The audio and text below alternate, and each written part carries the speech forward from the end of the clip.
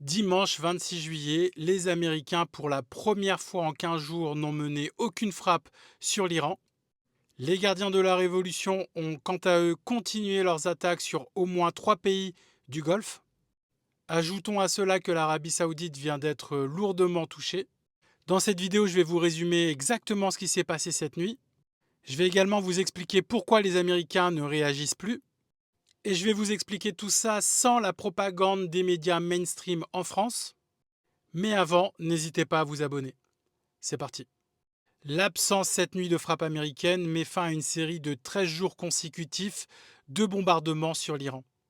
Aucune frappe, aucune déclaration et le CENTCOM reste silencieux. Cela n'a pas empêché les gardiens de la Révolution de cibler à nouveau le Koweït, Bahreïn et la Jordanie. Les sirènes ont également retenti en Arabie Saoudite, mais on va voir plus tard dans la vidéo qu'il ne s'agit pas de l'Iran, mais plutôt d'Ansar Allah au Yémen. Le corps des gardiens de la Révolution affirme avoir frappé des nouveaux quartiers de troupes américaines dans 3 pays du Golfe: Bahreïn, le Koweït et la Jordanie. Notamment la base de Mouafaz Salkti, où sont positionnés, ou plutôt où étaient positionnés au moins 100 F-16 et d'autres avions nécessaires à la logistique d'attaque américaine. Un système de défense patriote aurait également été détruit en Irak. Voici par exemple des images satellites en Jordanie de réserves de carburant nécessaires à l'armée américaine et notamment aux avions américains. Vous voyez les images avant et après les bombardements iraniens.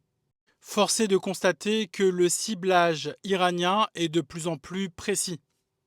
Mais la nouvelle de cette nuit, c'est qu'après la décision de l'Arabie Saoudite d'avoir bombardé l'aéroport de Daïda au Yémen, Ansar Allah au Yémen a bombardé des sites d'installation énergétique en Arabie Saoudite. On sait aujourd'hui que Ansar Allah, qu'on appelle communément les Houthis, ont utilisé 3 missiles balistiques. Ils ont notamment frappé à 5 reprises le site de Aramco, qui est la plus grande compagnie pétrolière au monde, basée en Arabie Saoudite. Alors maintenant, pourquoi l'Amérique ne réagit pas depuis 24 heures? Certaines sources proches du protocole d'accord de juin affirmeraient que Donald Trump et son administration chercheraient désespérément à obtenir un cessez-le-feu. Mais les demandes des Américains restent sans réponse de la part des Iraniens. À juste titre, ils ne leur font plus confiance. Ces mêmes sources affirmeraient que les Américains sont prêts à inclure le Yémen dans un nouveau protocole. Alors maintenant, passons à l'analyse. Pourquoi est-ce que les Américains n'attaquent pas et demandent un cessez-le-feu? Ce qui nous viendrait immédiatement en tête, c'est que les Américains n'arrivent pas à protéger leurs troupes sur le terrain.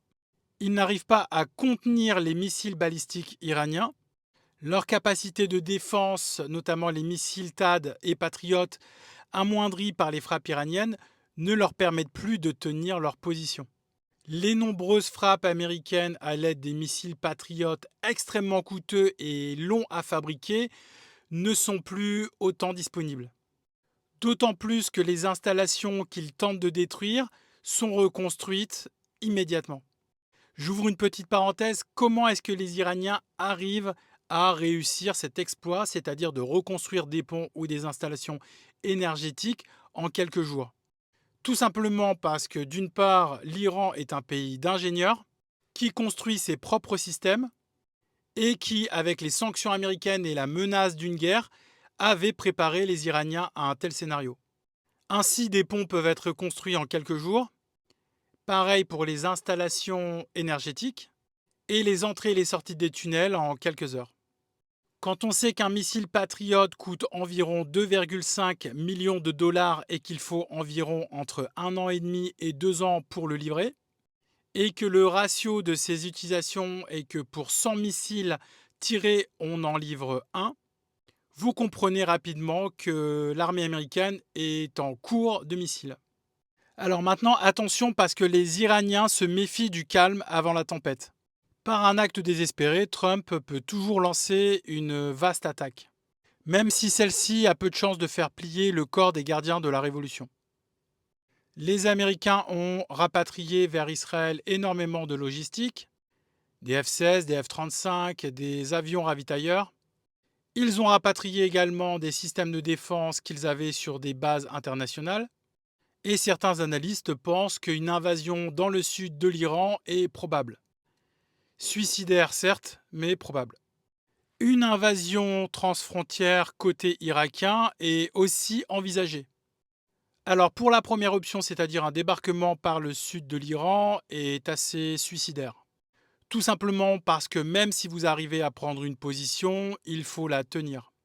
Il faut ravitailler tous les soldats qui ont débarqué et surtout il faut les protéger des bombardements éventuels. Les Américains risqueraient de jouer un remake de la guerre du Vietnam façon tempête du désert iranienne. C'est pas une bonne idée. Et l'invasion par l'Irak est assez compliquée. Il faudrait au moins 1 million d'hommes face à une armée iranienne préparée et habituée au terrain. Sans compter que les Américains pourraient être pris en sandwich puisque la résistance irakienne pro-chiite compte au moins 200 000 hommes. Alors quand on a dit ça, on peut bien se demander ce qu'il se passe dans la tête de Donald Trump. En réalité, peu de personnes savent ce qu'il y a dans sa tête puisqu'il est complètement perdu, incapable de tenir une ligne directrice, une stratégie. Il change d'avis toutes les 15 minutes et surtout, il ne sait pas comment sortir de ce bourbier dans lequel il s'est mis. Il reçoit de mauvais conseils de la part d'Israël et de ses amis sionistes milliardaires. Il va jusqu'à envisager le bombardement de la montagne de Kolang. Une montagne de granit impossible à faire s'effondrer, même avec des armes nucléaires tactiques. Sachant que les Iraniens ont prévenu, si une arme nucléaire était utilisée contre eux, ils n'hésiteraient pas à bombarder le site nucléaire israélien de Dimona et le site nucléaire des Émirats arabes unis. Voilà où l'Amérique nous emmène, avec le détroit de Bab el-Mandeb complètement bloqué pour les Saoudiens. Si ce conflit continue, la crise économique risque de nous faire très très mal à tous. Je vous remercie d'avoir regardé cette vidéo et je vous dis à bientôt. Ciao.